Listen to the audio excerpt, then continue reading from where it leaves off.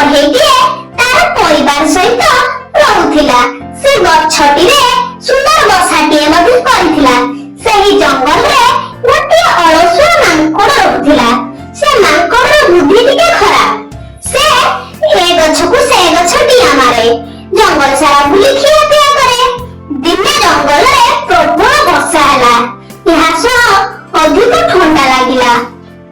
ପକ୍ଷୀ ତା ବସାରେ ପରିବାର ସହ ରହିଲା। ତାକୁ କିଛି ଫରକ ପଡିଲା ନାହିଁ। ହେଲେ ବର୍ଷା ଆଉ ଶୀତ କାରଣରୁ ମାଙ୍କଡଟି ଅବସ୍ଥା ବହୁତ ଖରାପ ହେଇଗଲା।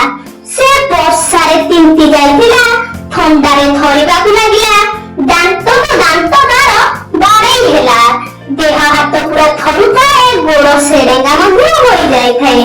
ବର୍ଷା ପ୍ରାୟ ଗୋଟିଏ ଦିନ ଲାଗି ରହିଥିବା ବେଳେ ମାଙ୍କଡଟି ପୁରା ଅସ୍ତବ୍ୟସ୍ତ ହୋଇ ପଡିଥିଲା। ସେ ଥଣ୍ଡାରୁ ରକ୍ଷା ପାଇବା ପାଇଁ ଭାବୁଥିଲେ ମଧ୍ୟ ତା ପାଖରେ କୌଣସି ଉପାୟ ନଥିଲା। ସେ ଗଛ ଡାଳରେ ସେମିତି ଓଦାରେ ବସି ରହିଲା। ମାଙ୍କଡର ଏଭଳି ଅବସ୍ଥା ଦେଖି ପକ୍ଷୀଟି ମଧ୍ୟ ଦୁଃଖୀ ହେଲା। ତା ଘରେ ମାଙ୍କଡକୁ ରଖିବା ପାଇଁ ଜାଗା ମଧ୍ୟ ନଥିଲା। ବର୍ଷା ଛାଡିବା ପରେ ପକ୍ଷୀଟି ମାଙ୍କଡକୁ କହିଲା, ମାଙ୍କଡ ଭାଇ, ତମେ ମଧ୍ୟ ଆମ ଭଳି ଗୋଟେ ବସା ତିଆରି କରି ରହୁନ। ଏତେ ହଇରାଣ ହେବାକୁ ପଡିନଥାନ୍ତା। ବର୍ଷାରେ ଦେଖିଲେ ତମ ଅବସ୍ଥା କଣ ହେଇଛି।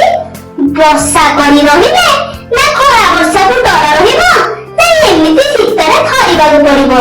ଏତେ ହୃଷ୍ଟ ପୁଷ୍ଟ ହେଇଛ, ନିଜ ପାଇଁ ଯଦି ଗୋଟେ ଘର କରିପାରିବନି ଲାଭ କଣ? ଦେଖ, ଆମେ ତୁମଠୁ ଦୁର୍ବଳ ହେଲେ ବି ନିଜ ପାଇଁ ଘର ଖଣ୍ଡେ କରିଛୁ। ବର୍ଷା ଖରା ଶୀତକୁ ଆମକୁ ଡର ନାହିଁ। ବର୍ଷାରେ ଖାଦ୍ୟ ମଧ୍ୟ ଆମେ ସଞ୍ଚୟ କରି ବହୁ ଦିନ ପାଇଁ ରଖୁଛୁ। ଖୁସିରେ ନିଜ ବର୍ଷାରେ ରହୁଛୁ। ତମକୁ ବି ଏମିତି ଏ ଡାଳ ସେ ଡାଳ ଡିଆଁ ଡିଇଁ ଛାଡି ଘର କରି ରହିବା ଦରକାର। ନିଜ ପାଇଁ ଘରଟେ କର। ତେବେ ଥଣ୍ଡାରେ ଥରି ଥରି ରହିଥିବା ମାଙ୍କଡ ଦେହରେ ଚଢେଇର କଥା କଣ୍ଟା ଭଳି ଭଳିଗଲା। ସେ ରାଗରେ ଚଢେଇ ବସାକୁ ଭାଙ୍ଗି ଦେଇଥିଲା। ଏଥିରୁ କଣ ଶିଖିଲେ? ବିନା ମଗାରେ କାହାକୁ ପରାମର୍ଶ ଦେବା ଉଚିତ ନୁହେଁ। ବିଶେଷ କରି ମୂର୍ଖ ଲୋକଙ୍କୁ ଉପଦେଶ ଦିଅନ୍ତୁ ନାହିଁ। ମୂର୍ଖ ବ୍ୟକ୍ତିକୁ ଶିକ୍ଷା ବା ଉପଦେଶ ଦେବାର